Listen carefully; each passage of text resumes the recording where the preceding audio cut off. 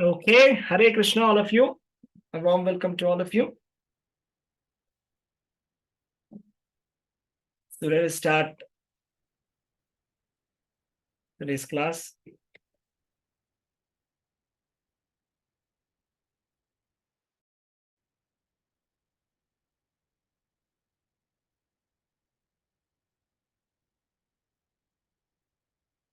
So welcome all of you to level 2 class of Bhagavad Gita. Gita Gyan, Essence of Bhagavad Gita, level 2. Jagannath Baldev Subhadra Mai ki jai. Nitai Chaitanya ki jai. Parshuram Bhagwan ki jai. Vamandev ki jai. Giri Govardhan ki jai. Panchatattva ki jai. Om Jnana Timirandhasya Jnananjana Shalakaya Chakshurunmilitam Yena Tasmai Shri Gurave Namaha. Nama Om Vishnupadaya Krishna Presthaya Bhutale Srimate Bhaktivedanta Swami Niti Namine Namaste Saraswate Deve Gauravani Pracharine Nirvishesha Shunyavadi Paschatya Deshatarine Jai Shri Krishna Chaitanya Prabhu Nityananda Shri Advaita Gadadhara Shri Vasati Gaur Bhakta Vrinda Hare Krishna Krishna Krishna Hare Hare Hare Rama Rama Rama Hare Hare. So this session is dedicated to His Divine Grace, A.C. Bhaktivedanta Swami Prabhupada, Founder Acharya of the International Society for Krishna Consciousness. Srila Prabhupada ki jai. We are inspired by His Holiness Jayapataka Swami Maharaj, Spiritual Master and GBC. Srila Jayapataka Swami Guru Maharaj ki jai. All right, so we started this class, Bhagavad Gita level 2, and we did the first half of the chapter number 1. Okay, so how many of you had a chance to go through the shlokas or go through Bhagavad Gita chapter 1 last time? I mean, how many of you try to do that? Open the Bhagavad Gita. Okay, that's good. So this Bhagavad Gita is such a wonderful textbook. It's like, yes, thank you. So I see that some of you have tried to open the Bhagavad Gita and do that. So let me just tell you the importance of Bhagavad Gita. The entire religion of Sanatana Dharma, we don't call it Hinduism, right? Because Hindu is not a word which is there in the Shastras. Am I right? Hindu is a word that relatively came recently. I mean, that's the term that the Greeks gave us.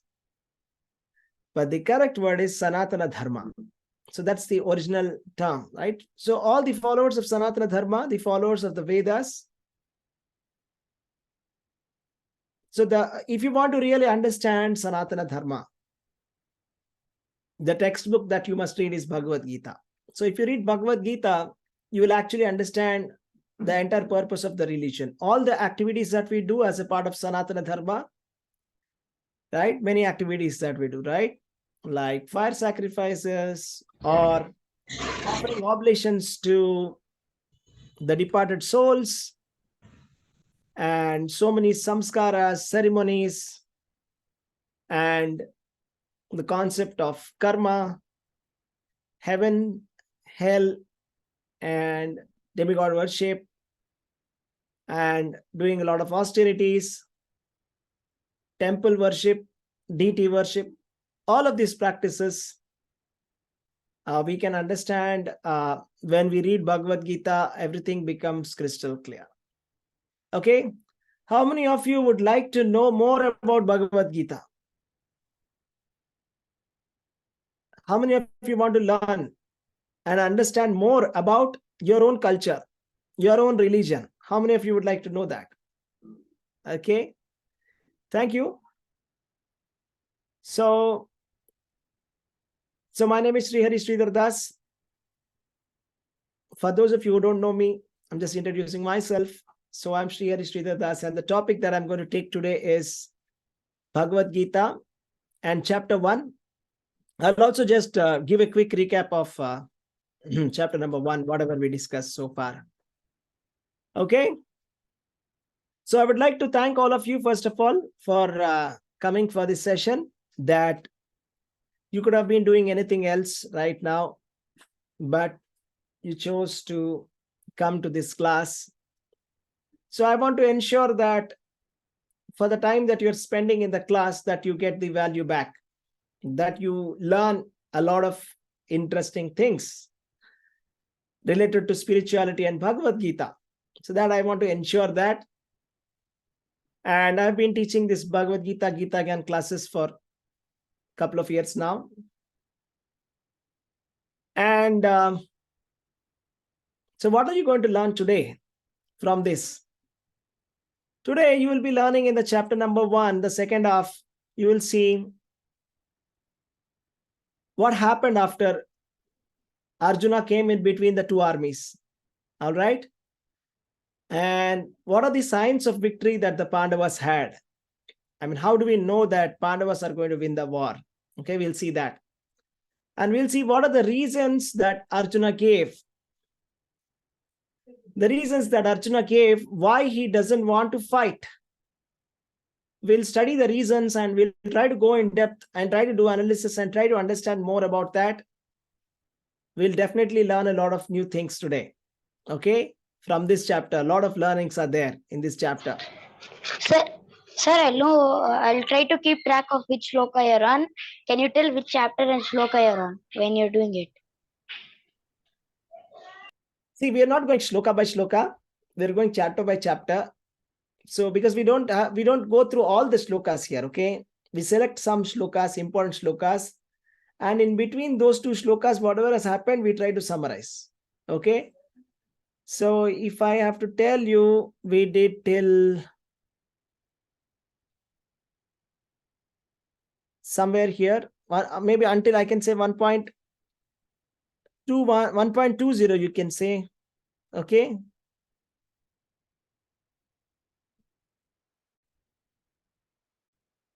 Yeah.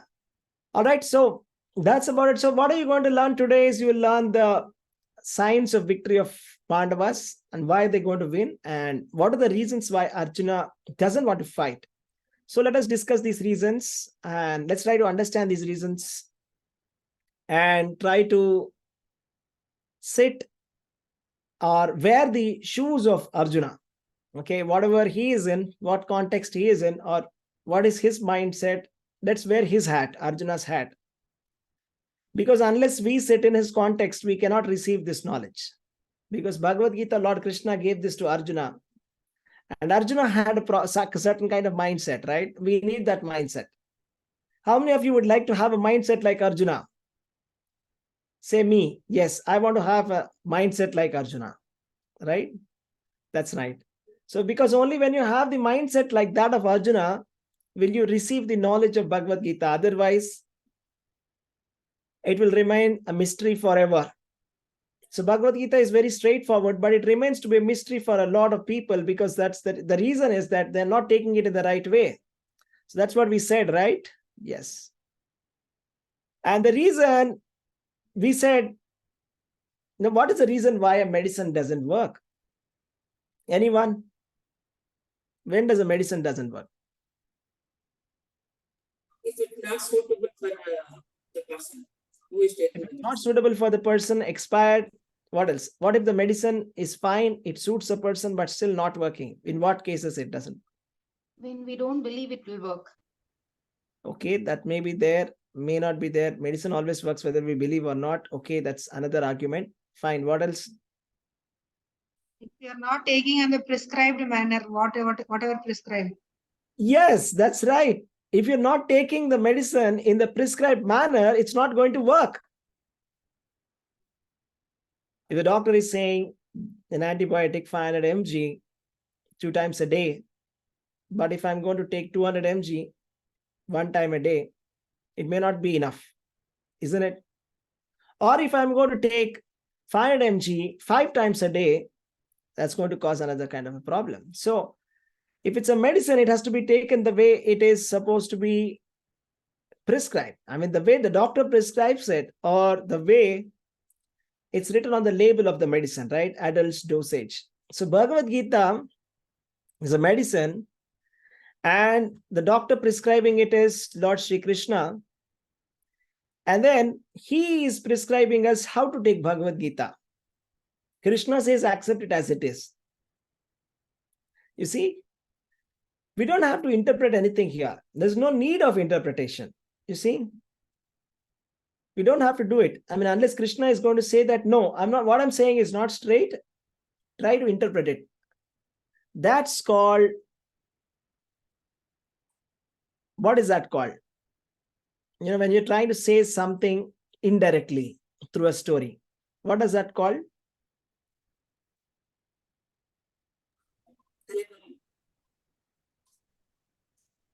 You can call it metaphorical, or you can call it symbolical,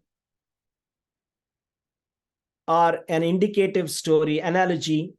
We have many stories like that in Srimad Bhagavatam, you know, where the story is not really a story, but then the actual interpretation of the story and the lessons of the stories will be later explained. But Bhagavad Gita and Mahabharata are not like that. Okay. In Bhagavatam, certainly there are some stories like that, metaphoric stories, where somebody represents something. For example, we see the story of Puranjana and his wife. Puranjana represents the soul and his wife represents the mind. So it is clearly given the interpretation. But then this Mahabharata interpretations is not allowed. It's not required. It's not necessary. It's not given anywhere. So if you do that, it's just like taking the medicine without prescription. There's no difference between that. I mean, just doing it the way you want to do it. You can always do it the way you want to do it, but don't expect that the results will work the way it is supposed to come. Okay.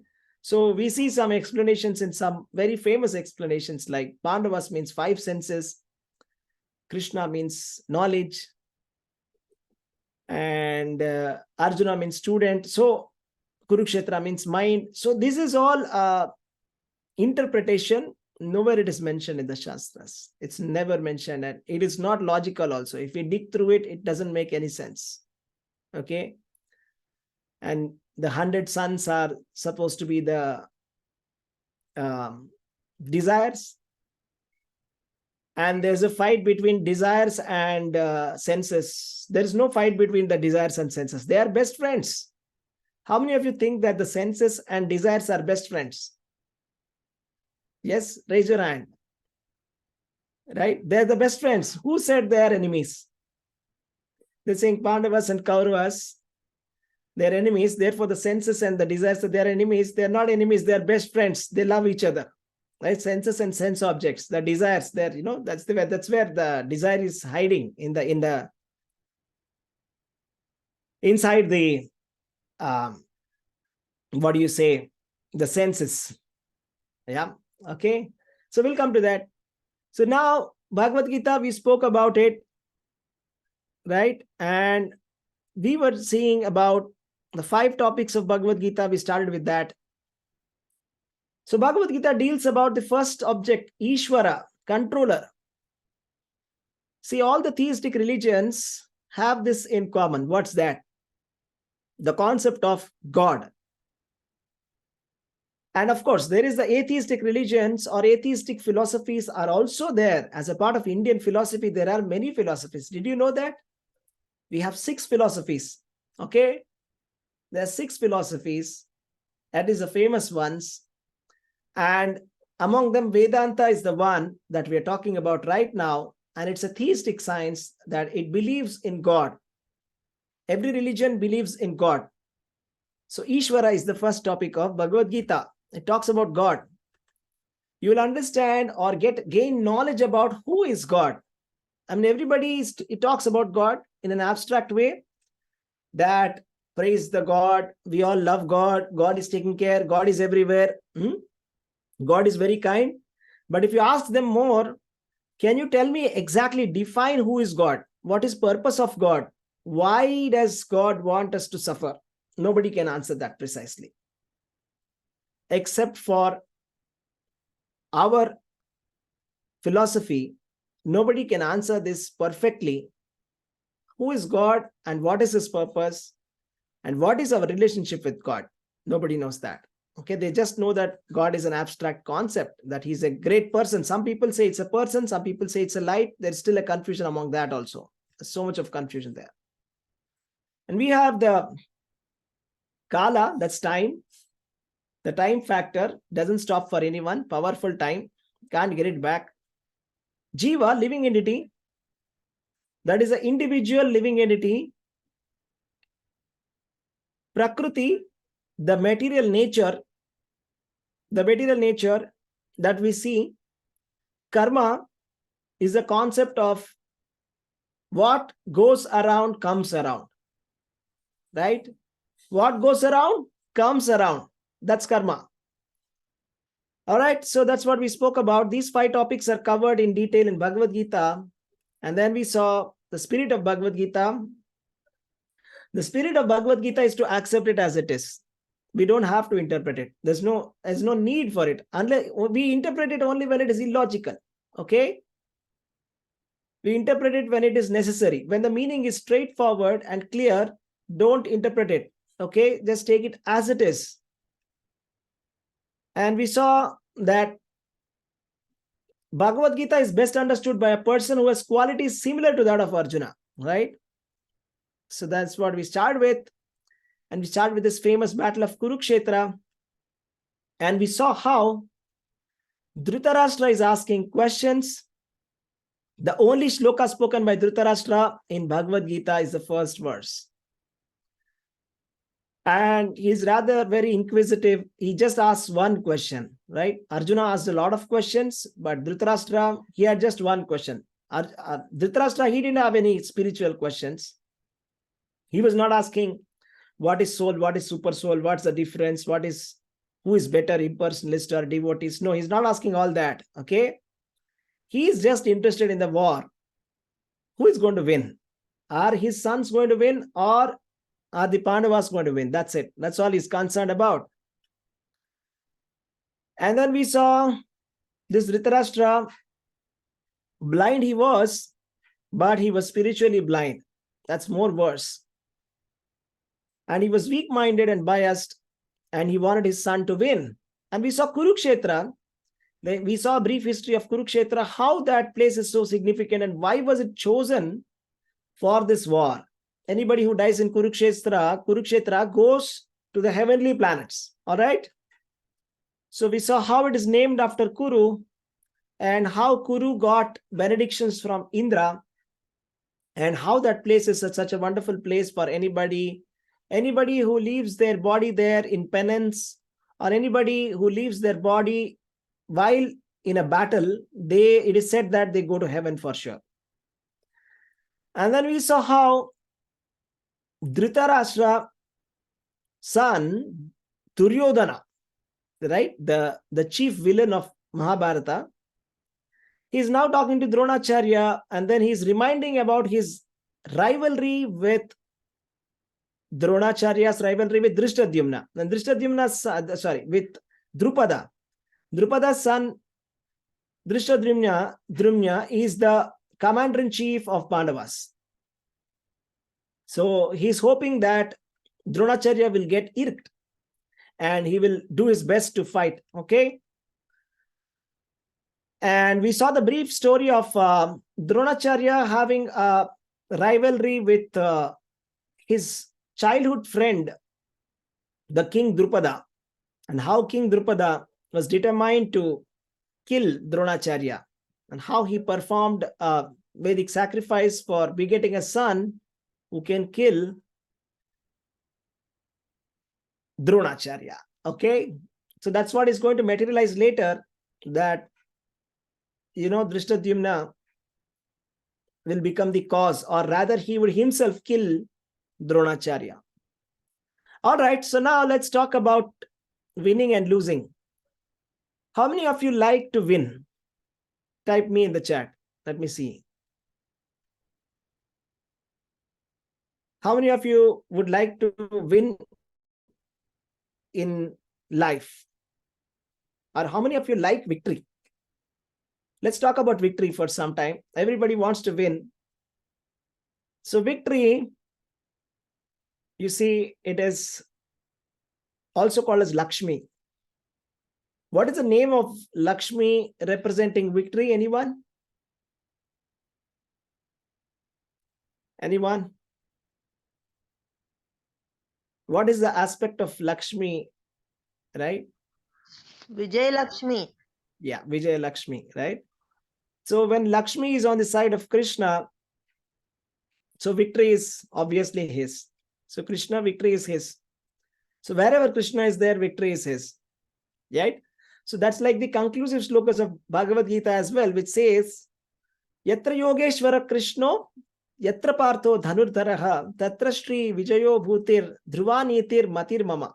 Sanjay is saying that wherever this Bhagavad Gita, wherever Lord Shri Krishna is there, and his dear disciple Arjuna is there, and the discourse between these two personalities, Lord Shri Krishna and Arjuna, is there is morality, there is victory. And that's my opinion. So that's Bhagavad Gita. Okay, so let us see 10 signs of victory. Okay, let me see if you can guess some. I just told you one, that since Krishna is there on the side of Arjuna, and Krishna is the husband of Lakshmi, and Lakshmi is victory, Vijay Lakshmi. So naturally, this is one of the signs of victory for Pandavas. Can you guess more? What were the other symptoms, maybe based on what we discussed so far? We saw how the conch shells were blown. And when the conch shells were blown, yes, Hanuman on the flag. That's right, Hanuman on the flag, Kapidvajaha. So in one of the shlokas of Bhagavad Gita, it says Kapidvaja. Kapidvaja means what? So the flag of this throne, the flag of this chariot that Arjuna is driving is having Hanuman on it. So Hanuman, a pure devotee of Lord Shri Krishna, he helped Lord Ramchandra to become victorious. And now he's serving the Lord again, right? He's not fighting the war, but then he's on the chariot in the form of the flag. So the victory is going to be, so wherever there is Hanuman, so the victory is going to be on that side. All right. What else? Anybody in the chat? Anyone? What else are the signs of victory? Sir, I have a doubt. Yes. What if Hanuman just keeps switching sides? Like Hanuman- one time he thinks, Hanuman, whoever side is on, they're bad, and he switches to the other side, but he thinks they're bad and just keeps doing that. Hanuman is not Chanchala. He doesn't switch sides. Chanchala is, Lakshmi Devi is Chanchala. She keeps switching. Of course, she doesn't leave the feet of Lord Krishna ever. But it is said that Lakshmi doesn't stay in one place. Okay. But Hanuman is not like that. Wherever Lord is there, Hanuman is there. He doesn't move from there. Okay. There's no question. When Lord is himself there, why would Hanuman leave the place? All right.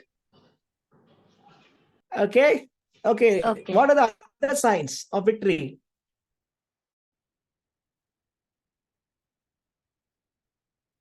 We spoke about conch shells. What is conch shell? What does conch shell represent? Anyone?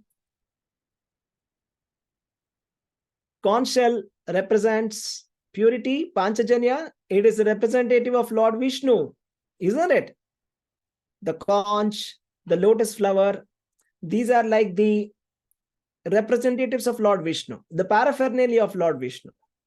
So the victory, that is another symptom that, because the fact that the conch shells were being blown was stressed. So that says that, victory is on the side of Pandavas. What else? And we said something, that after the conch shells were blown by the Pandavas, what happened to the Kauravas? Anyone?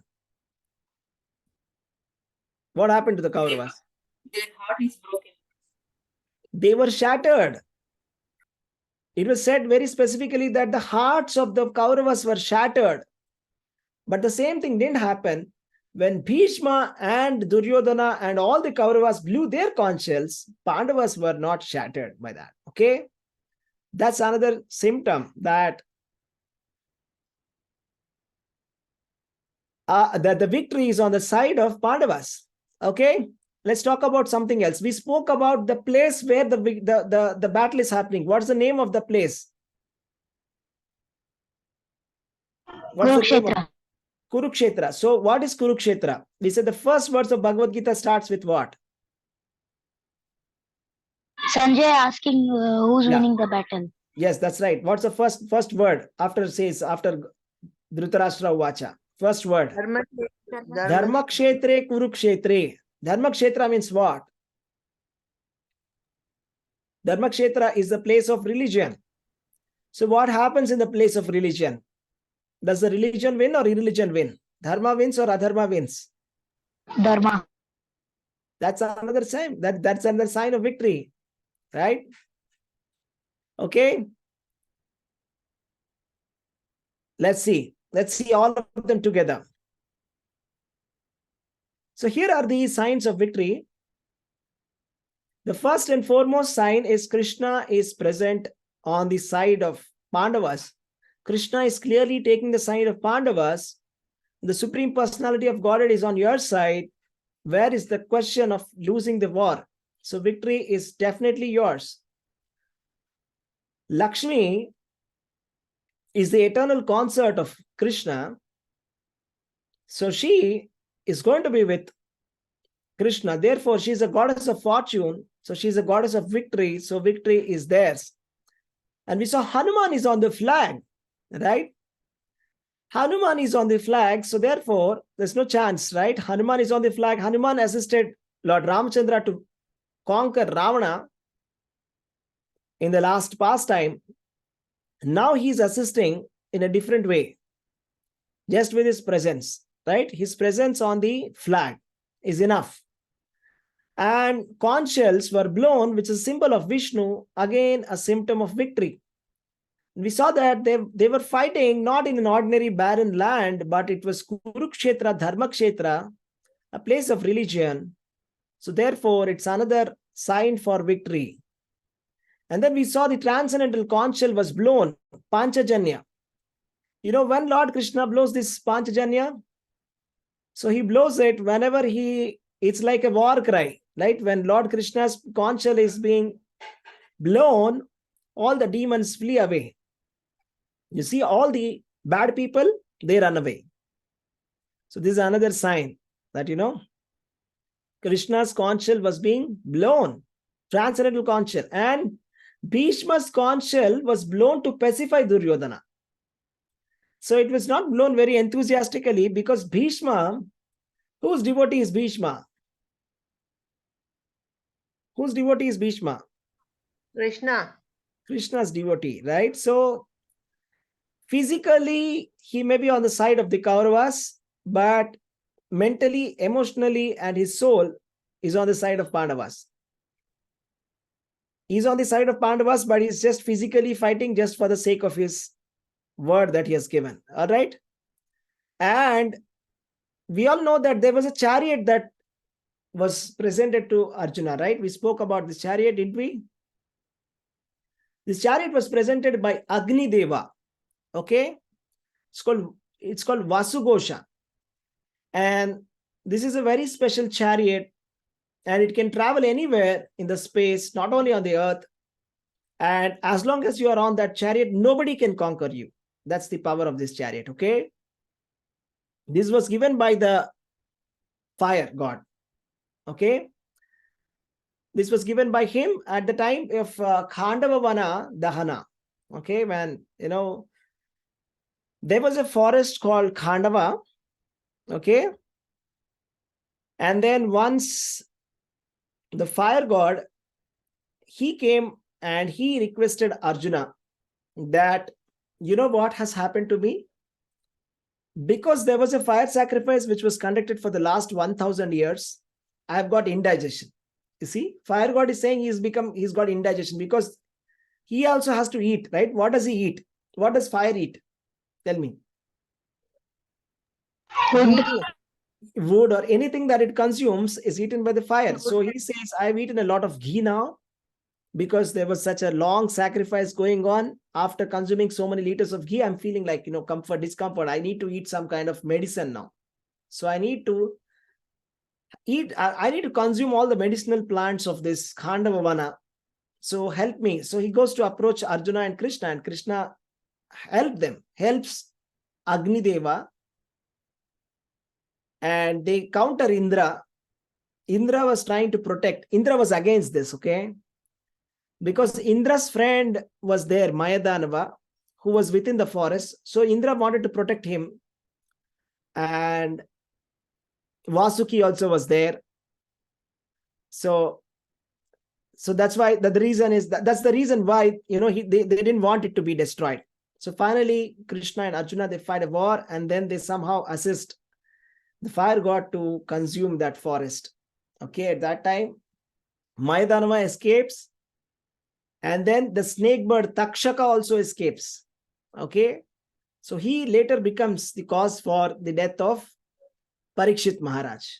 Right. So at that time, the god of fire, Agni Deva, becomes very happy, and he says, okay, please take this chariot. This is a wonderful chariot, and take this Gandiva bow. Right? He gives a Gandiva bow, which is like invincible bow. And so that's how he gets this wonderful chariot. Okay. So anybody on the chariot, nobody can destroy you. Okay. You know what happens? I'll tell you something very interesting. At the end of Kurukshetra, Krishna, he says, Arjuna says, now let's get down. Arjuna says, Krishna, you can please get down. Krishna says, no. First you get down. Then Arjuna gets down, and then Krishna jumps from the chariot. As soon as he jumps from the chariot blasts like a bomb. You know the reason why? Anyone guesses? Why did Krishna say, be careful? First you get down, and then later I'll get down. Why did he say that? And why did it blast like a bomb? Was there a bomb? Somebody fitted it there? What was the reason why it like completely got destroyed? So Arjuna doesn't die. Yeah? As long as He told Arjuna to go first, so Arjuna doesn't die. That's fine, but what's the reason why it completely got destroyed the moment Krishna got down out of it? Hare Krishna Prabhuji, I think as long as Krishna was there, there was, I think, Brahmastra or something that was there, and Krishna was holding it. So the moment he stepped out of the chariot, it would blew up. Yeah, something in that lines. The thing is, you see, this chariot, there were so many powerful weapons that were thrown on that chariot that it would have been impossible for that chariot to be still intact. Okay. It was kept intact only by presence of Lord Krishna. It was long gone. I mean, with the kind of powerful weapons that were put by Bhishma and Drona and Karna and all the parties, opposing party, it was impossible that that chariot could have tolerated all that. Okay. But Krishna, with his presence, he was able to save it. And the moment they jumped out of the chariot, it completely blasted into pieces. Okay. So that's what happened. So this is a wonderful chariot that they have. So that's the reason why, that's one of the reasons why it's there. And we spoke about this, that, the shattering of the hearts happened, right? Shattering of the hearts happened. Okay. So, right. So let me tell you, before we proceed, I just want your agreement. Can we be more participative? I mean, some of you are participating, that's nice. But I would say that learning requires energy, and hearing requires energy. Hearing requires concentration. So may I request all of you to stop doing whatever you're doing. If that's possible, can you please stop and just focus here for the next half an hour or 1 hour? And if it is possible, please turn on your videos. That will be nice. I'll be like, I can see your smiling. I can see your reaction. It'll be like talking to people, real people, right? So, and try to be as participative as possible. So let the questions keep coming. Let there be interaction. Okay. So that it's more clear. Is that okay? Do I have an agreement that everybody will be focusing here and be participative? And we'll try to turn on your videos. Is that okay? Type yes in the chat, if that's okay.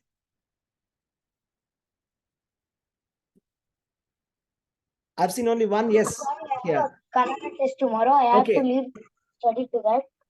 So, can you send me the recording? Yeah, that's fine. I'll send you. Yeah, thank you for that. Yeah, thank you. Yeah. All right. What about others? I just only saw 1, 2, 3 people saying yes. What about others? We have 21 people in the room, right? So everybody is going to be present here, right? All present here. All right. Okay. I'm seeing more yeses now. Thank you. Yes, thank you. Okay. You see, the reason is when you're focused doing one thing at a time, that's when it's clear. Okay. Yeah, Shukapriya Mataji, that's fine. No problem. When you focus there, right there, you're doing one thing at a time, that becomes clear. So it's been scientifically proven that when you do one thing at a time, that's more efficient. Okay, rather than doing multiple things at the same time. And also, when you turn on your videos, what happens is, like, you know that everybody is watching you. So then that's when, like, you're like completely there in the class. Okay. All right. So let's proceed now to what Arjuna is going to say now. Okay. Here we go. Okay, we have a verse here. Anybody here volunteering to read the Sanskrit verse? Any volunteers? Okay, Swati Mataji, go ahead. I saw her hand first. Okay. Hare Krishna, Prabhuji. Thank you. Hare Krishna. Arjuna uvacha senayoruभयोर्मध्ये रथं स्थापयाम्यच्युत यावदेतन्निरीक्षेऽहं युद्धकामान् अवस्थितः कैर्मया सह योद्धव्यम् अस्मिन् रणसमुद्यमे. Hare Krishna, Prabhuji. Okay, thank you very much. I want one volunteer to read the translation, please. Hare Krishna Prabhuji, can I read Prabhuji? Yes, please. Arjuna said, O infallible one, please draw my chariot between the two armies so that I may see those present here who desire to fight and with whom I must contend in this great trial of arms. Thank you, Prabhuji. Hare Krishna. All right. So what is Arjuna saying here? He just wants to see what's going on, right? So Arjuna, he asked Krishna to take the chariot in between the two armies. So there are two armies, the army of the Pandavas, the army of the Kauravas. And he said, can you take me in between both of them so that I can take a view of both of the armies at once? And Krishna took him exactly in front of the army of Kauravas, exactly in front of the Bhishma Pitamaha and Dronacharya, the place where they were there. And then he says, just behold, O son of Kuru. So that means here he's saying, Paschaitan Samavetan. He says Paschaitan. So he's like kind of joking here. Krishna, he's joking. He's saying, just behold, just see this army of Kauravas who have come to fight against you. The reason why did he say behold or just see, Paschaitan, just see, is that he knows the mind of Arjuna, that Arjuna is very soon going to say, I'm not going to fight. I mean, the reason why Krishna brought Arjuna to the war field is not to see, but to fight. There's a difference between seeing and fighting. But Krishna is jokingly saying in a friendly manner, see, just see this. They have not come there for seeing. It's not a picnic. Okay, they've come to fight a war. They're warriors. So that's what is happening here. And then Arjuna right now, he's saying, I want to see who all want to fight against me. You know why? The reason, anybody can say, what is the reason why he wants to see? Why do you think that he wants to see? He wants to see who all are supporting the opposite party. Yeah, that's right. That's right. He wants to see who is fighting against him. You see, this is such a normal thing, right? So let's say there's a court case going on and that's when you see that, let's say that, two brothers split into two, okay, like the Ambani family, for example, okay. So if you see all those people who are very close before, and now let us say suddenly you see them on the opposite side, what do you infer from that? Does that happen? Happens like that? Yes. What do you infer from that? Like, somebody who is in the enemy camp now. So what do you understand? Right? So what if somebody is on the side of the opposite party of you? I mean, there are two parties. Let's say that they're split into two parties. Okay. Somebody has gone to the other side. Then you know that real colors of that person, right? Then you know that, okay, so all along he was not my supporter at all. So this is the time I realized that, okay, he is not on my side, right? So he wants to find out who all were like that, who were not on the side of Arjuna, who were not on the side of Pandavas, but maybe they were acting to be nice in front of him, but they are not. They are like antagonistic. They're against him. So he wants to see that, and he wants to particularly see who all is going to fight here. Okay. So then what happened next? Arjuna becomes overwhelmed. So what happens after that? And why is he overwhelmed? He's seeing all these relatives here, okay? Different relatives, like grandfather Bhishma, Somadatta, they were like his grandfathers. They were his grandfathers also. Father like Bhurishrava, because there are some people of, let us say, of the age of father within the same family. We consider them as our father, right? There's a teachers. Dronacharya, Kripacharya were his teachers. Brother Duryodhana was his brother. May not be own brother, but he was a cousin brother. Correct? Sons like Lakshmana. Lakshmana Kumara is the son of Duryodhana, right? So brother's son is more or less like your son, right? Friends like Ashwathama. Why are they friends? Arjuna and Ashwathama. Because they studied in the same Gurukula. Because they studied in the same class, right? Your class friends, school friends, don't you consider them friends? All your classmates in the school, right? And then well-wishers like Kritavarma. Some well-wishers were also on the side of opposite side, because it's not always true that they are on that side just because they hate Pandavas. That's not the reason. For some reasons, for some diplomatic reasons, for some reasons, somehow they are there on the opposite side. For example, sometimes it happens, right? So for some reason they are there, like for example, once Duryodhana, he somehow got he coaxed somebody, buttered very nicely, and got them on his side. So that also happens. That happened, right? That happened with some people. So they didn't want to be on the side of Kauravas, but they are. But there are some people who really clearly, they support Kauravas. They don't support Pandavas. There are some kind of people like that also. Okay, so this is what he has seen.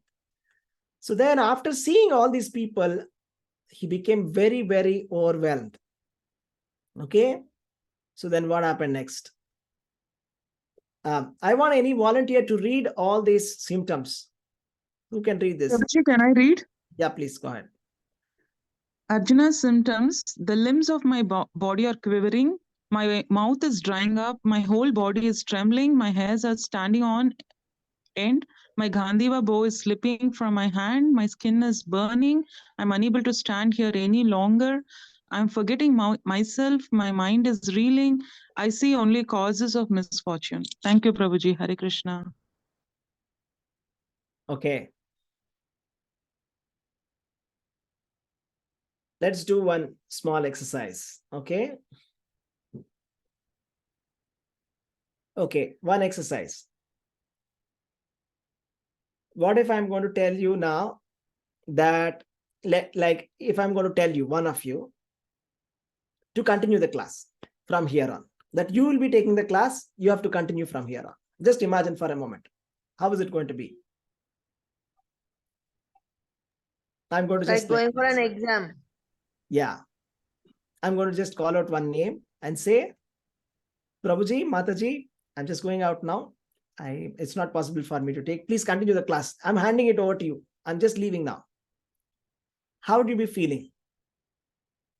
Tense, confused. Same So like will you feel- Arjuna. you will feel a little overwhelmed, right? Because you're not prepared for it. You may be able to speak. I'm not saying you can't. You can, I'm sure. But it's definitely a surprise, right? It's something that you're not planned for. Am I right? So for some of you, it can be easy. Some of you, it can be like shocking. Some of you, it can be like, maybe it can be too much, right? That you're in front of so many people and then suddenly you have to speak now on something which you have not prepared at all. And then you are put on a spot, right? So you feel it. So these are the different kind of feelings that are coming within you. So whenever we have some kind of internal emotion that shows up, right? So these are some of the common symptoms. Some of them are uncommon. Some of them are common. Some of them we may have experienced. Some of them we may not have experienced. But the point here is that Arjuna was going through a lot. He was going through a lot of things. Like the whole world was gone upside down within his mind. Okay. There's a huge tsunami in his mind right now. Okay. He's just confused. Like he's torn apart by his ideas and his value system and his feelings, his thoughts. Everything is just so confusing. He just can't take it. So is Arjuna like that? So is he a confused person? Did you ever see Arjuna like this? Anyone? Arjuna has fought many wars before. This is not the first war he has fought. And we hear Arjuna was a very good warrior.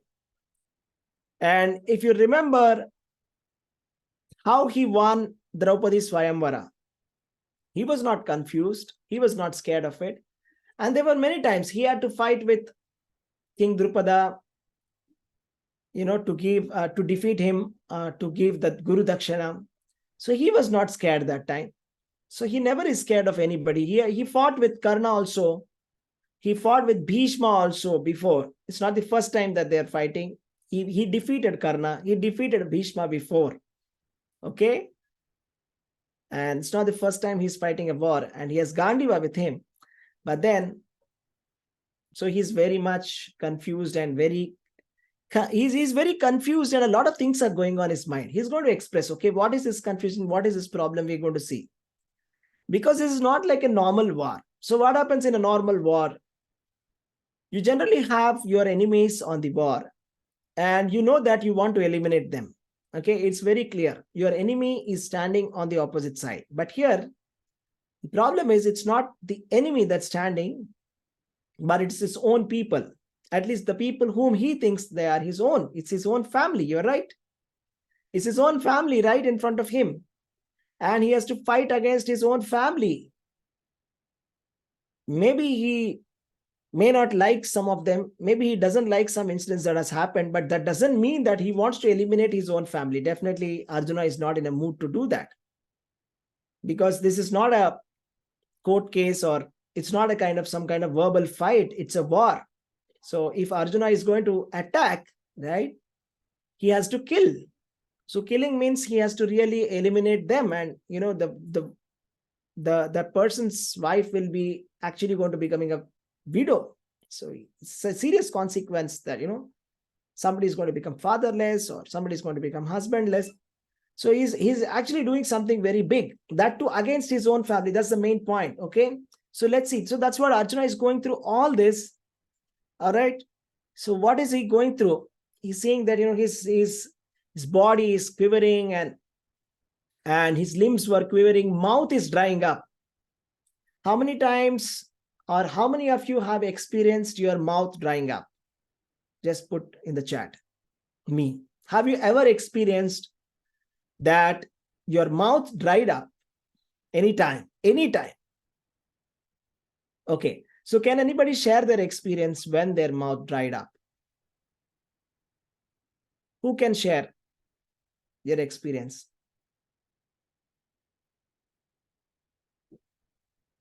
Can you lift your hand? Yeah, Mahita Mataji. Yes, Prabhuji. When I ran a lot, my mouth felt extremely dry and I felt exhausted. And I just wanted to go home, drink some water, and sit down for a while. So what happened when you ran? I think I was just too fast. I don't know. You got exhausted. Yeah. Okay. So that's the reason why your mouth got dried up, right? Because under the hot sun, if I run for a long time, then dehydration. Dehydration. So what is the lesson? I mean, what is the lesson that you learned from that incident that happened with you? I should not take up more than what I know I can do. You see that? Thank Yes. you. So how many of you think that if we take up something which is more than what we can do, that's when we feel very exhausted? As a result of that, we will experience the symptoms like that of Arjuna. How many of you think like that? Right? Yes, I want more people who can tell me who experience one of these symptoms. Okay, like your body is trembling out of emotion or your mouth is dried up. Yes, Kalyani Mataji, go ahead, please. These symptoms are not because of exhaustion for Arjuna. They are because of actually in our nervous system we have two parts, sympathetic and parasympathetic. So it is a imbalance. You just can't handle the situation, and it's a fight or flight situation, and that is when you become nervous when you're not balanced. So that was what he was experiencing, and all those dysautonomic symptoms they call in our language. It's like you feel nausea, you feel like if I have to see somebody dying or somebody's killing somebody, we become nervous, we become frightened. It's a sight of we are frightened, nervous. Did you ever experience that kind of symptoms? Yeah, when naturally, when my mother used to beat my elder sister, I used to run away and hide her somewhere. That was naturally if I used to.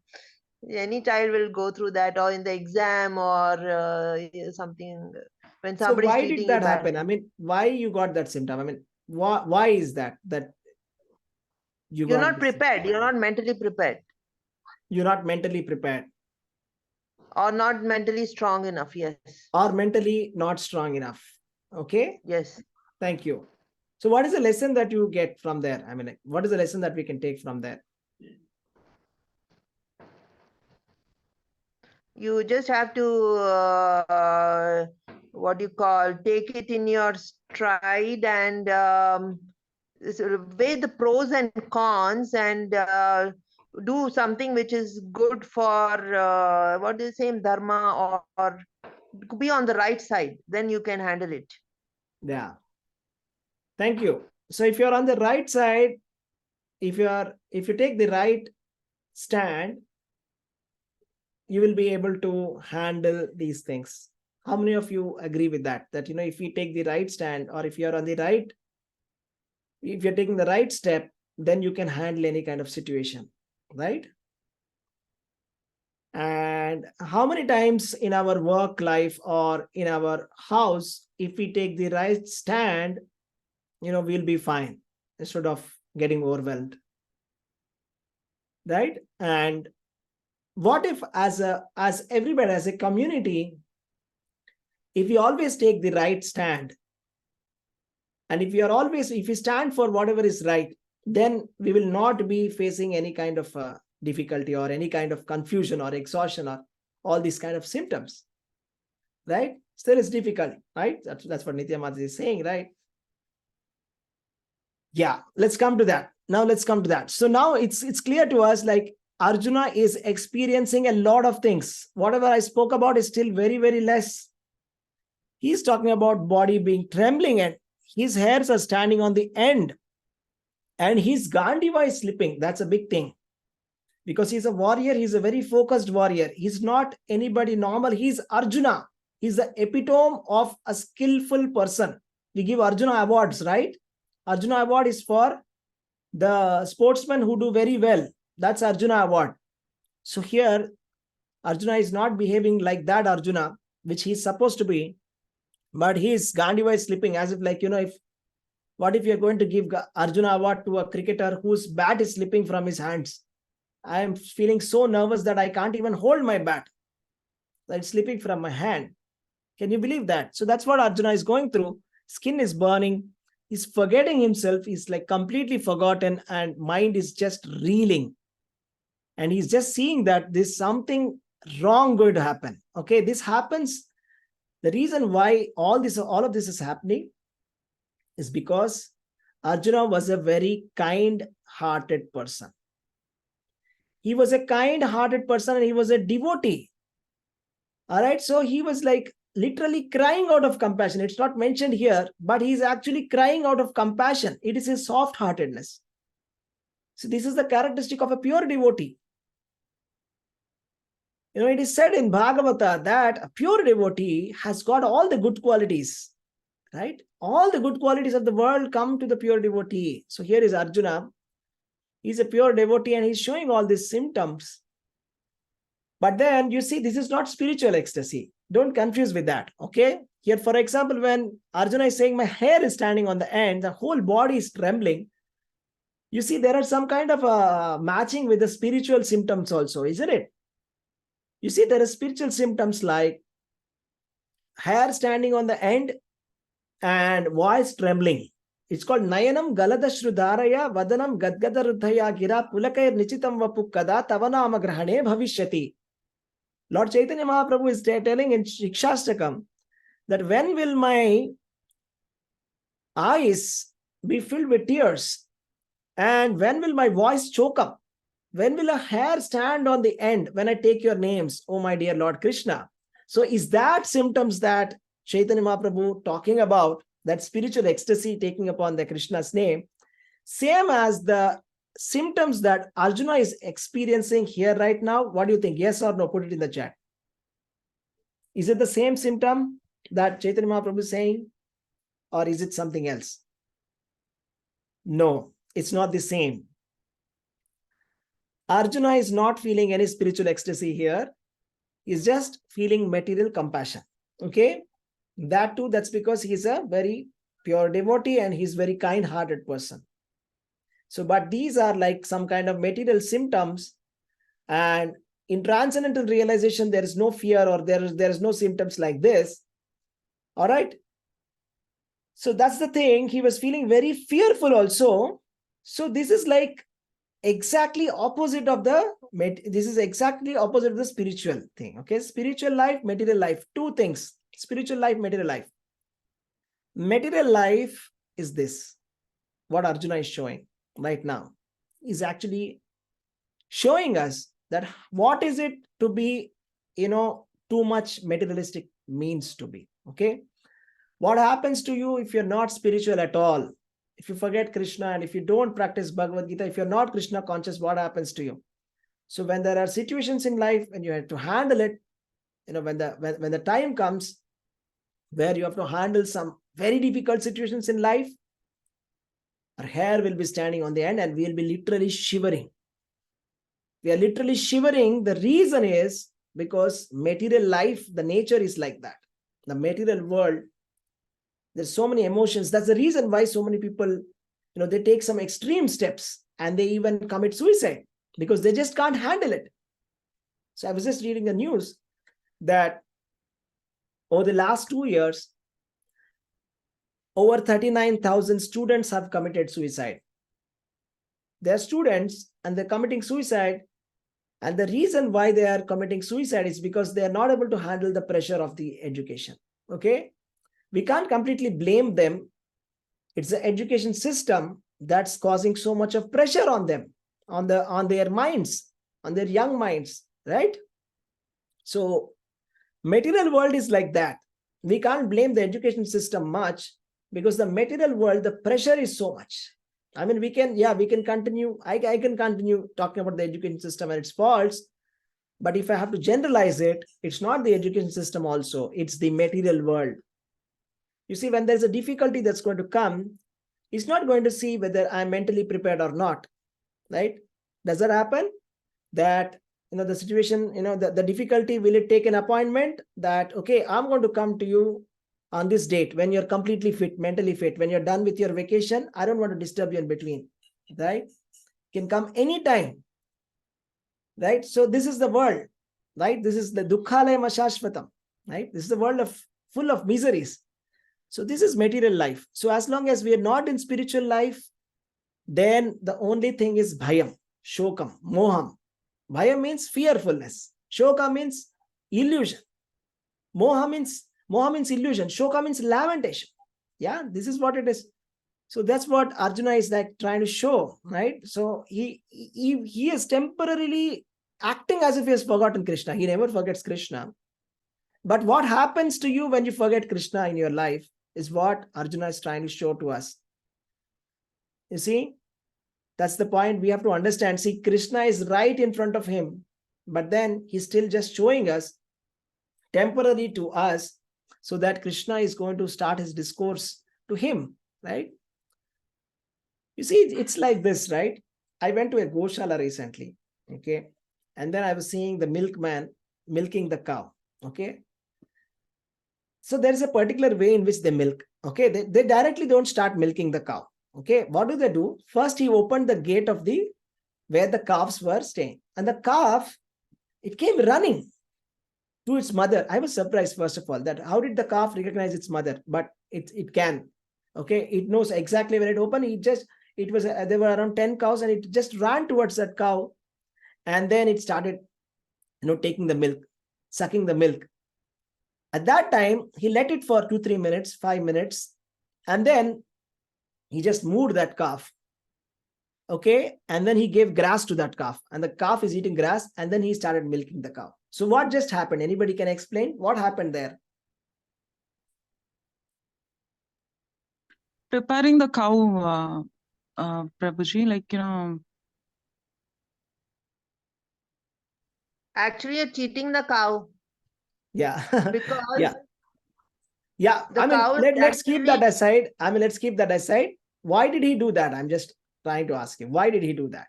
Why did he? That impulse to feed the baby comes from the mother's brain, Yes. and so the milk in the udder is released. Absolutely. And basically that is what is happening. That oxytocin is released. Absolutely right. Absolutely right, Mataji. Thank you. So there is a verse by Shankaracharya that says, Sarvopanishado gavo dogda gopala nandanaha partho vatsa sudhir bhokta dugdam gitamritam mahat. So Sarvopanishado gavo means all the Upanishads which are there are like a cow. And the milker of this cow of all the Upanishads is Lord Sri Krishna. Dogda gopala nandanaha. And Arjuna is the calf. Partho vatsaha sudhir bhokta. And who is going to drink this milk? Okay. So this milk is actually the essence coming from the Upanishads. So the Upanishads, if they are like a cow, Arjuna is like the calf, and Krishna is milking that Upanishads. And he is giving us this milk from that cow of Upanishads. This pure milk is consumed by all the Sudhir Bhokta. That is like all the devotees, all the fortunate devotees are enjoying this milk. So we are all enjoying this discourse of Bhagavad Gita, Lord Krishna, the knowledge that he gave us, which he took it out from the Upanishads and giving us. You see? So that's what I'm saying. Arjuna, he has to be there. So without Arjuna has to go through all this, so that Krishna gives out all this knowledge, right? As a guru, he's supposed to give knowledge, but then a guru doesn't unnecessarily speak, right? So there must be a situation for that. And now here is the right situation, right time, right place, right person. And now Krishna is going to talk, right?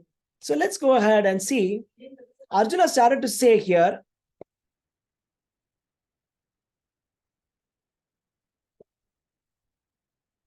so there are some reasons that Arjuna is giving here, that why I don't want to fight. Okay. So now he's trying to rationalize his emotions. So that's what happens with us, right? First we are emotional beings, right? we take decisions emotionally and then we try to rationalize it, right? So that's what like Arjuna is doing. He's giving his reasons. Let's see what are these reasons. So the first reason that he's saying here is that compassion for friends and relatives. Okay. So the reason why, obviously, who wants to fight against their friends, right? So if you are, if you're going to spend your time with your friends and relatives, what's the first thing that comes to your mind when you think about friends and relatives? I mean, if you're going to meet your friends after a long time, or if you're going for a family function after a long time, what is the feeling that you get? Happiness. What else? What do you feel? Happy. You feel happy about your friends. You feel happy about your relatives. Would anybody want to kill them? No. Who wants to kill them? Yeah, laughing. We share laughter, happiness, and so many nice things with them. We look up to that moments we spend with our relatives and friends. We don't want to kill them, right? So, but here Arjuna is in a situation where he is supposed to be killing them, right? So that's the reason why he's saying that I'm feeling compassion. So this is natural compassion that he has to kill his relatives and his friends also. Okay. So which he doesn't want to do that. There was a second reason here is no enjoyment even if victorious. What this basically means is, what is the purpose of victory? What is the purpose of victory? Tell me. When you win, what do? You celebrate. Share our happiness with us. You celebrate. So what happens when if India would have won the World Cup, what would we have done? What would be doing? We will all do what? We will all celebrate, right? We will all celebrate. But here it's not like India versus something here. It is me versus me. It's like that. I mean, me versus my family. In either case, there's no reason to celebrate. So if all the relatives are going to die, which is going to be the case now, Mahabharata, that's what he expects. I mean, war field, you don't expect that some people will live. The enemy must be eliminated. So most likely the enemy will be killed, because the enemy party will fight until death. So that is the spirit of a Kshatriya, that they don't give up so easily. Okay. Until death, they will fight. They're not going to just give it up so easily. So he knows that, they have to be completely eliminated. And if Arjuna is going to do his best, play his best, he knows that all his relatives and friends will be completely eliminated. And if they're all going to die, whom is he going to celebrate the victory with? How is he going to enjoy that victory? So how is there any kind of enjoyment in such a victory where, all your relatives, all your friends are gone, and what kind of celebration are you going to have? So there is no personal enjoyment for him. So the first thing he said was compassion. So he was looking at it from a compassion point of view, that I'm feeling compassionate. I don't want to do this. Okay. But then compassion has its place. But then if I ask you that, let's say that there's a high court judge, okay, and his own sons, is accused of doing something wrong, something illegal, something guilty. So what should that father do while delivering the judgment? So this is a question for you. What do you say? Be compassionate or not? What do you think? Not Prabhuji. He should do justice. He must do the justice, right? He must play his part. He's just supposed to be doing what he's supposed to do. So do the thing that you are supposed to be doing. That's it. He cannot be biased by that. If he's biased by that, then he's not being very sincere, right? Then that's corruption, is it not? So he has to do his duty, but then compassion. So always compassion is good, but compassion can be misplaced also. You see, for example, there was a hijacking that happened, and some terrorists were asked to be left. And out of compassion, they exchanged the terrorists and they gave those terrorists away. And those terrorists have caused a mass massacre later. So, was it a good idea to be kind on the terrorists? So, is it a nice idea to be compassionate towards somebody who is like a terrorist? Right? So, compassion has its own place. Compassion is very much important. And devotees of Krishna, they are naturally compassionate. The followers of Bhagavad Gita, they are compassionate. But then everything has got its own place, right? So that's why, okay, we will see more when Krishna will explain. No enjoyment if victorious. So what do you think about this? How important is personal enjoyment in comparison with professional commitment? What do you think? What is more important? Personal enjoyment or professional commitment? Professional commitment. Right? Professional commitment is more important than personal enjoyment. So here, Arjuna is saying, I won't be enjoying if I'm going to win. So because I'm not going to enjoy this, I will not do this. Can we draw some kind of pattern? It sounds familiar, isn't it? I don't enjoy this, so I shall not do this. Have you heard this before? Anytime? Anyone saying it, or your inner voice saying it? I don't enjoy this, so I'm not going to do this. Versus, I have to do this. I'm supposed to be doing this, and I'll do it, whether I like it or not. That's professional. Correct? That's professional commitment, isn't it? Whether you like it or not, play your part. Do it. Right? So that's what it is. Let's see. And that's the second thing that he was talking about. And the third thing he's talking about here is the fear of sinful activities. He is saying, my dear Krishna, you are engaging me in this ghastly warfare. Do you have any idea what I'm supposed to be doing? I have to kill my own guru. Killing the guru, is that a good thing to do? What do you think? Killing a friend, is that a good thing to do? So these are actually said to be like one of the worst of the sins. Okay. That's called Brahmahatya Pataka. Brahmahatya Pataka is about killing a guru. Killing a guru is called Brahmahatya Pataka. There are many more. Okay. This is like a very big sinful reaction. And he's saying that how can I kill Dronacharya, who is my own teacher? So if I have to fight this war, that means I will be the cause for the death of my teacher. And there will be so much of sin that I'm going to undergo. Therefore, I shall not do this. Okay, I can't do this because it's very sinful activity. But what Krishna will make Arjuna realize later is that you're thinking that by acting, you're going to get the sin. But you know what? By not acting, that's more sinful. How many of you thought about it? How many of you, it's like a bulb-on moment for you? No, not acting the part that you're supposed to be doing versus playing your part.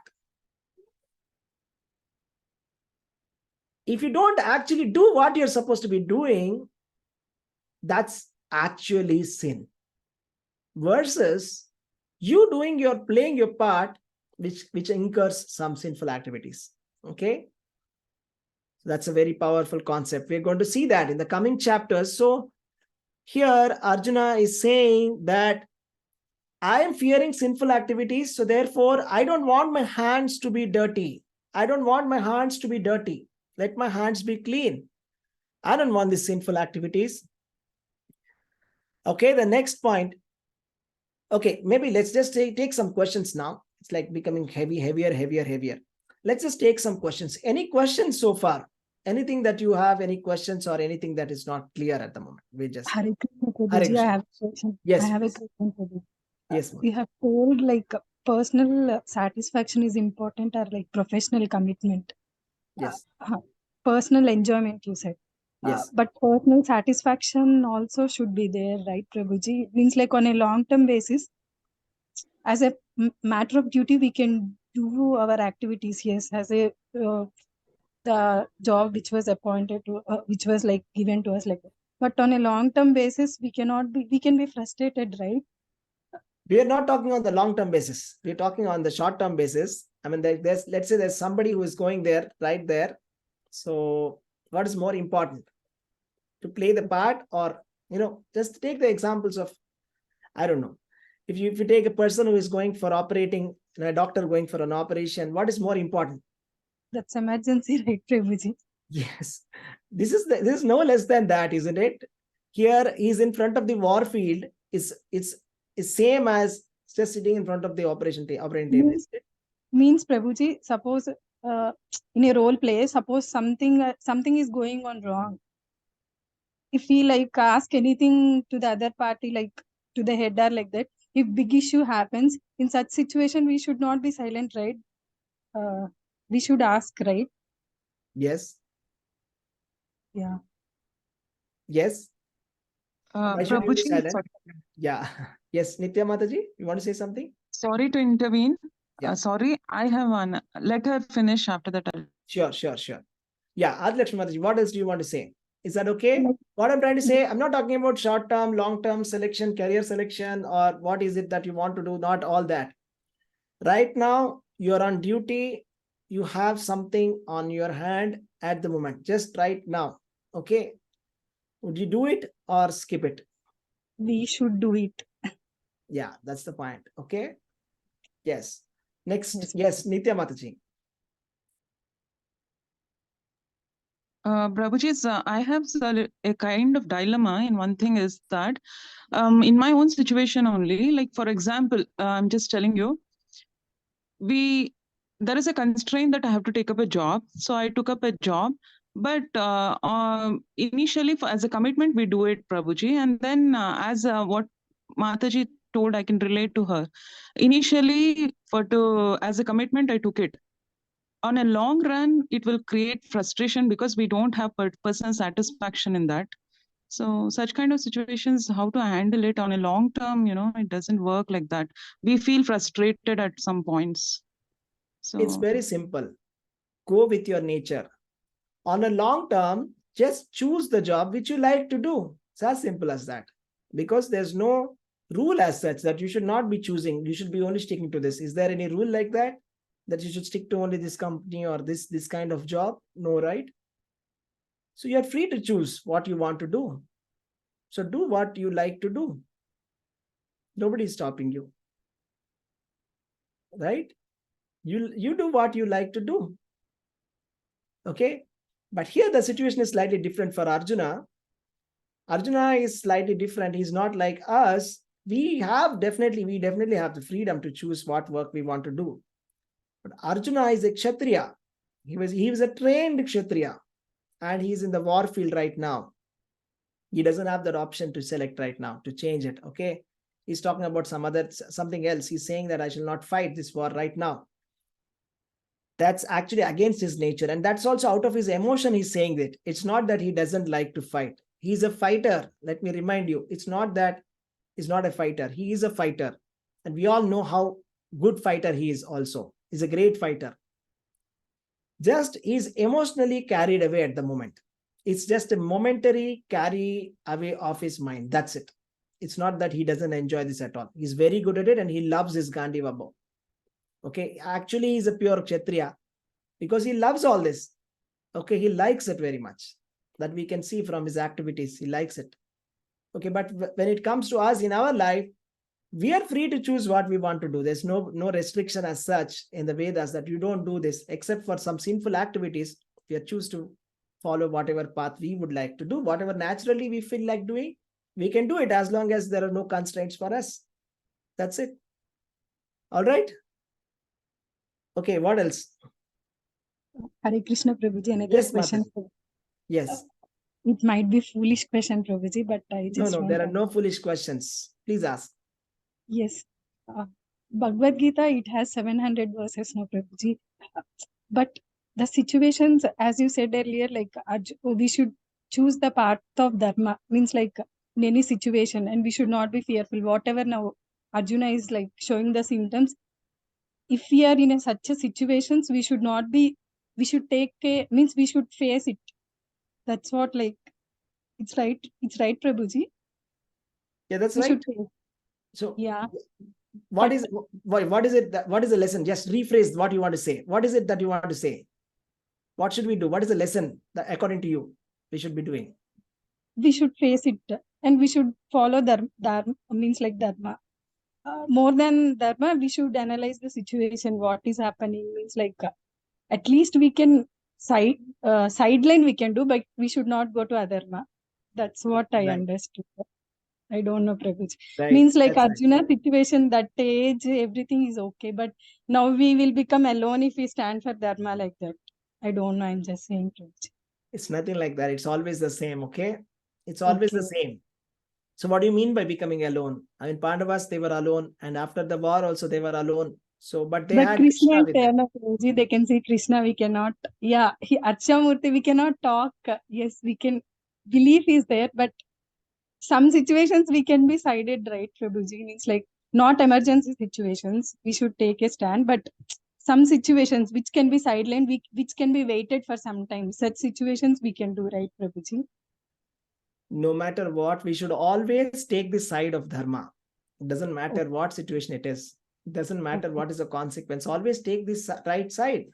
That's it. That's what we have to learn from Arjuna. Okay. Right? Doesn't matter the consequences. The consequences are not important. The consequences, everything will be fine. But by not taking the side of dharma, it's going to be more worse. Right? Okay. So just see Bhishma. He is such a great devotee, but then he did not stand up against the disrobing of Draupadi, isn't it? Okay, yes, Prabhuji. So that's very important, right? But such situations we'll face in general life, so many also, because nobody is standing. Why should I stand like that that? That happens. Yeah, because 100 people, they are not standing. But one of the brothers of Kauravas, he stood up. Yes, and he said, I don't think this is right. Vidura, he stood up. He said, I don't think this is right. Okay. So we should be like Vidura. We should stand up and say it's wrong.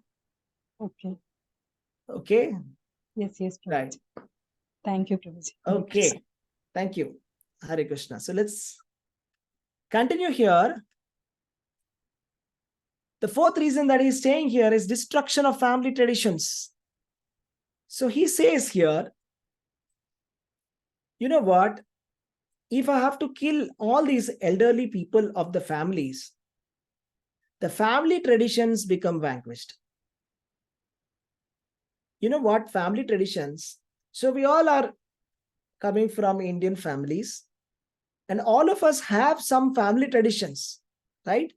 So many family traditions, like you should be doing like this in this stage, you should be doing like this. So many traditions we think, there's so many rituals are there. Some of them we understand, some of them we don't. But then we realize that they are very old. I mean, how old they are, we don't even know how old they are. Arjuna is saying they're very old, eternally old. But he says that if I'm going to kill the elders of the family and the youngsters, they will lose touch of the family traditions. As a result of which, there will be irreligion. You see, we can relate with this, right? See, at the moment, that's what is happening now, that we Indians, we have got our own family traditions. We have got our own rituals, value systems, samskaras.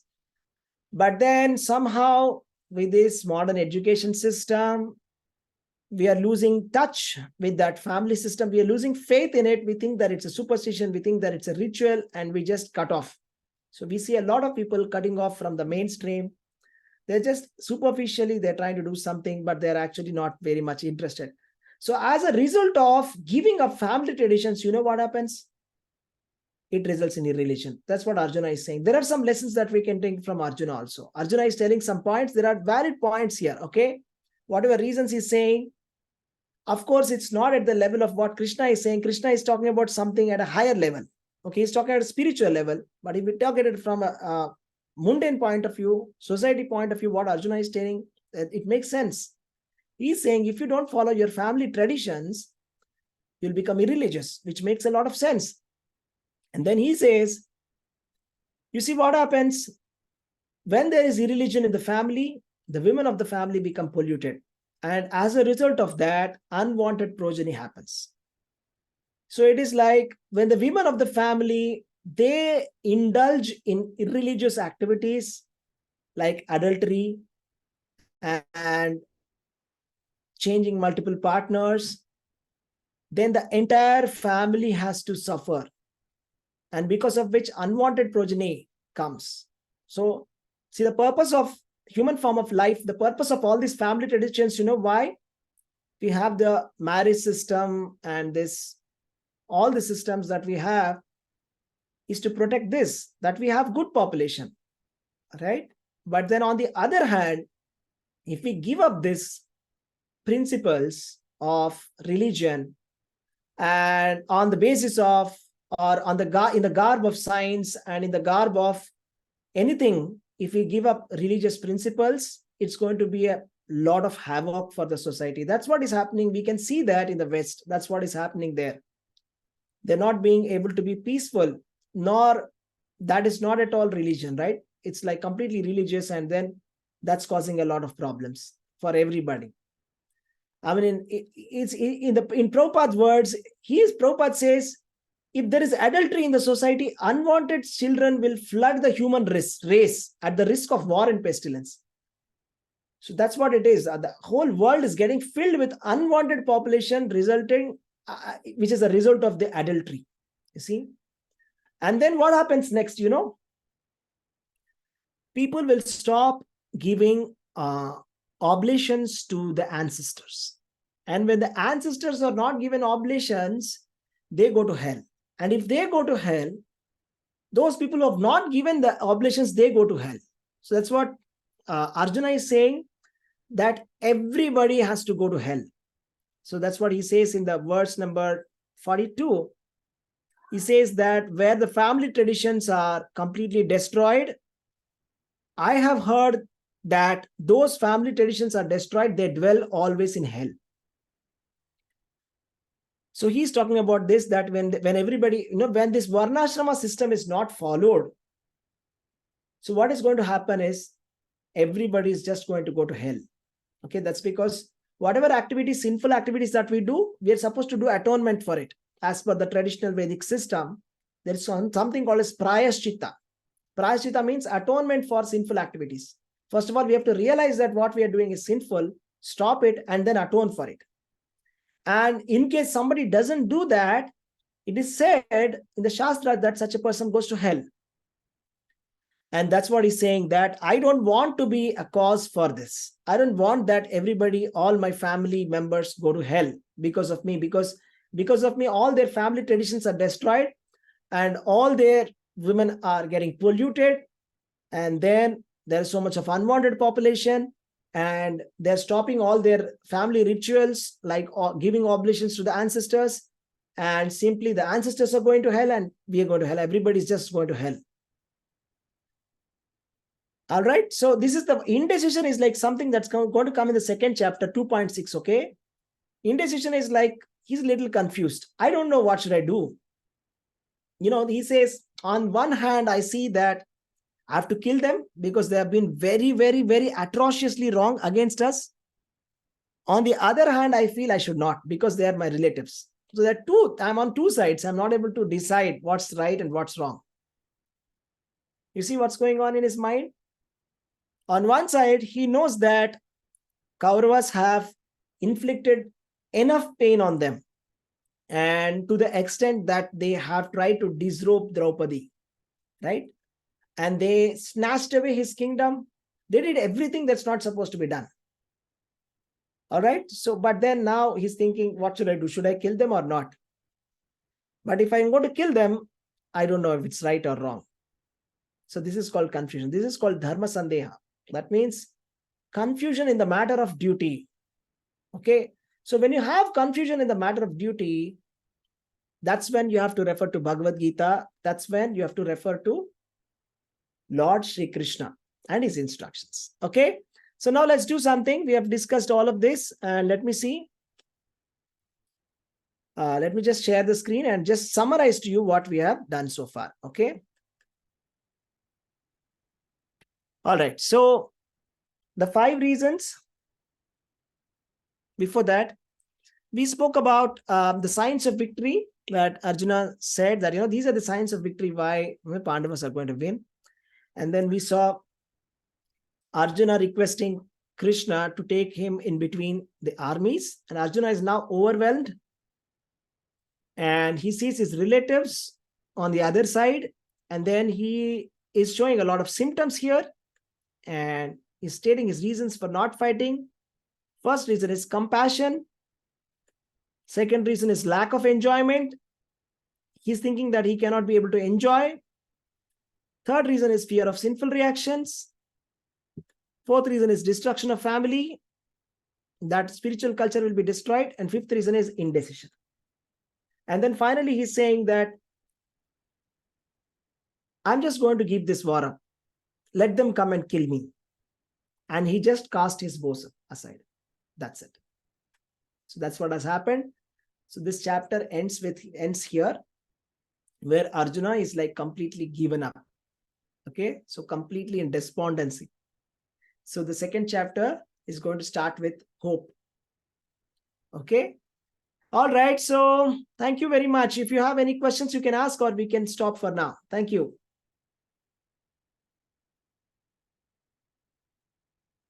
Prabhuji, can you show the slide of compassion, Prabhuji? Yeah. You want me to go to the slide of compassion? Yes. Those of you who are getting late can leave. Thank you very much. Yes, I'm on compassion.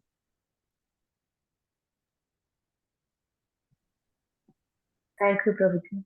All right. Okay. Thank you, Prabhuji. Hare Krishna. Thank you. Hare Krishna. So Hare Krishna. when are we meeting next? Next Thursday or Wednesday? Do you remember? Next Thursday. Thursday. Next Thursday. Okay. After that, Wednesday. Correct? Yes. All right.